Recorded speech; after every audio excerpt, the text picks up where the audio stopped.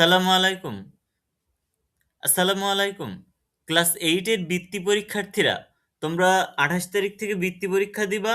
এখন কথা হচ্ছে তোমাদের বৃত্তি পরীক্ষা দিতে গিয়ে অনেকেই কিন্তু এরকম ওএমআর শিট যখন দিবে, এই ওএমআর শিটে রোল নম্বর, রেজিস্ট্রেশন নম্বর, বিষয় কোড এবং কি পরীক্ষা, এরপর সেট কোড এগুলা ভুল করে আসবে। করে আসার কারণে কিন্তু বেশিরভাগ রেজাল্ট আসবে না, ফেল করে বসে থাকবে। ঠিক আছে? সুতরাং তুমি যদি রোল নম্বর, রেজিস্ট্রেশন নম্বর, বিষয় কোড, কি পরীক্ষা, সেট কোড এগুলো ঠিকমতো পূরণ না করে আসো, তাহলে কিন্তু তোমার রেজাল্টই আসবে না। সুতরাং তুমি কি হয়েছে তোমার রেজাল্ট তুমি সেটা বুঝতেই পারবে না, জানতেও পারবে না।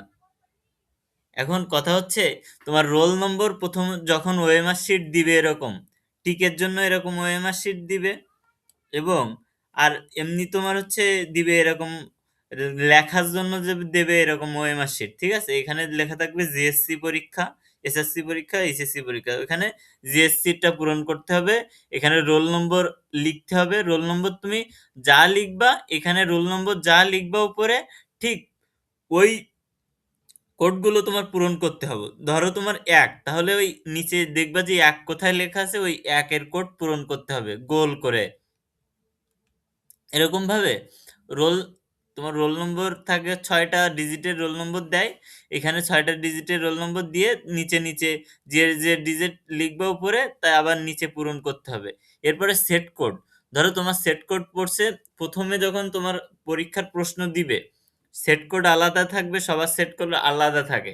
এখন সেট কোড অনেকেই কি করে, অন্য আরেকজনেরটা নিয়ে এসে দেখে বসায়।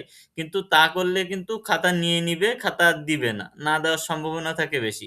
সুতরাং সেট কোড তুমি ১ম এ যখন প্রশ্ন দিবে, দেখবা তোমার সেট কোড কি? তো যদি ক থাকে তাহলে এখানে আগে থেকেই সেট কোডটা পূরণ করে রাখবা, আগে থেকেই। কারণ এরকম অনেকেরই দেখছি আমি যে সেট কোড পূরণ করে না। পূরণ না করে দিয়ে দেয়। পরে গিয়ে তারা হচ্ছে বলে যে, "স্যার সেট কোড পূরণ করিনি, আমার ভুল হয়ে গেছে, একটু খাতা একটু দেন।" তখন আবার পূরণ করতে দেয়। কিন্তু এই সেট কোডটা আগে থেকে যখন তোমার প্রশ্ন দিবে, তখন এই সেট কোডটা পূরণ করে রাখবা। এখানে যে সেট কোড দিবে সেটা লিখবা এখানে। তারপরে নিচে এসে ওই ক, কি খ, কি গ ওইটা পূরণ করবা। করার পর পরীক্ষা, জিএসসি পরীক্ষা তোমাদের, সেটা পূরণ করবা।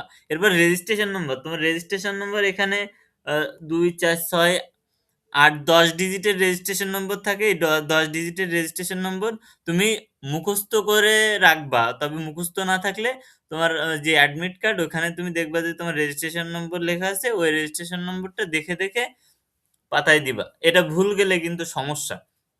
রোল নম্বর, রেজিস্ট্রেশন নম্বর ভুল হয়ে গেলে কিন্তু পরীক্ষায় তুমি যত ভালো করো না কেন, তোমার রেজাল্ট আসার সম্ভাবনা কমে যায়। অর্থাৎ রেজাল্ট আসবে না যদি ২ টা ভুল করে বসো।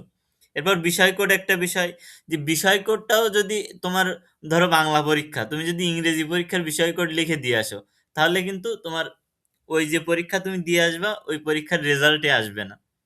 সুতরাং তুমি বুঝতেই পারবে না তুমি কোথায় কি ভুল করছো।